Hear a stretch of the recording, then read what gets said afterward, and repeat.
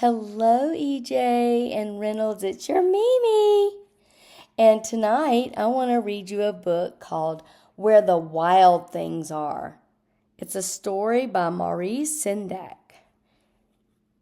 See the little monster? We're going to read this book together. Where the Wild Things Are. This is one of Uncle Nick's favorite books when he was little. I read it to him many, many times.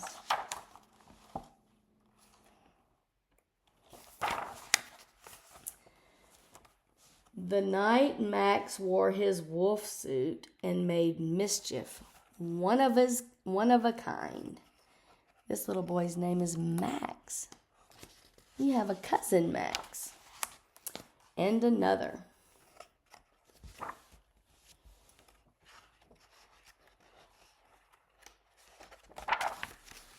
His mother called up to him, "Wild thing!" And Max said, "I'll eat you up." So he was sent to bed without eating anything.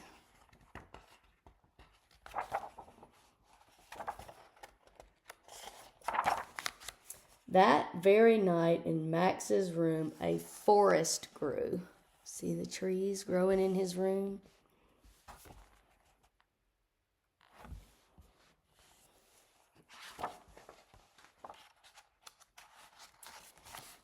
And grew until his ceiling hung with vines, and the walls became the world all around.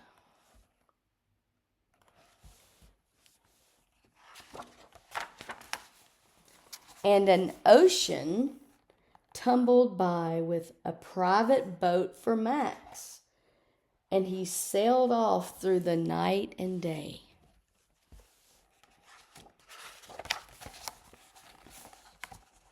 And in and out of weeks, and almost over a year, to where the wild things are.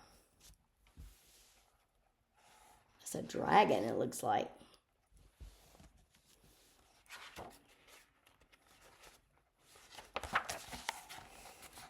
And when he came to the place where the wild things are, they roared their terrible roars.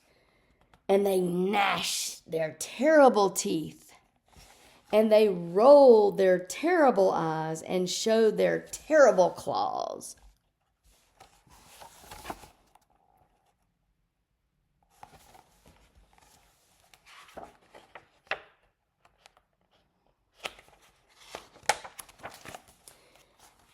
Till Max said, "Be still," and tamed them with a magic trick of staring into their yellow eyes without blinking once. And they were frightened and called him the most wild thing of all.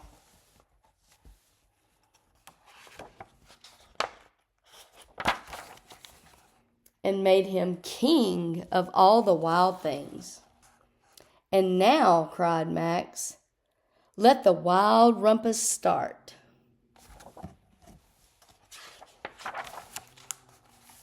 See, they're just having a good old time together, aren't they? They're just having a rumpus.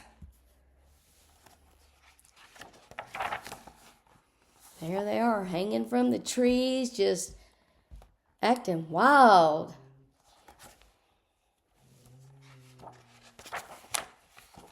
There he is, riding on their backs. They are just continuing to have a rumpus.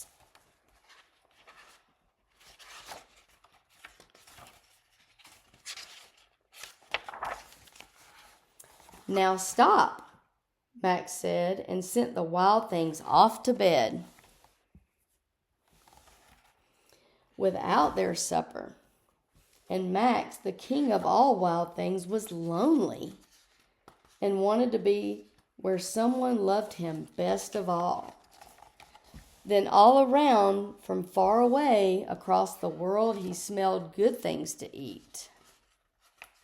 So he gave up being king of where the wild things are.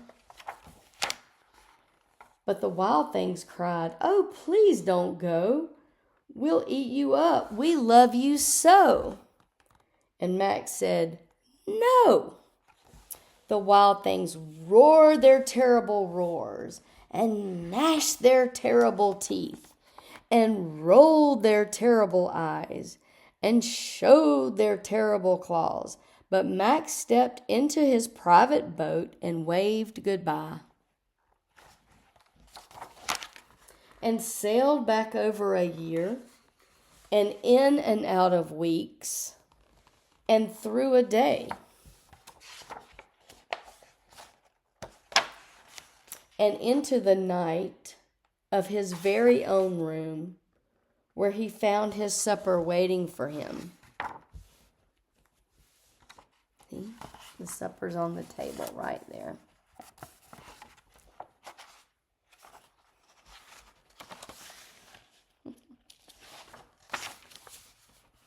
And it was still hot.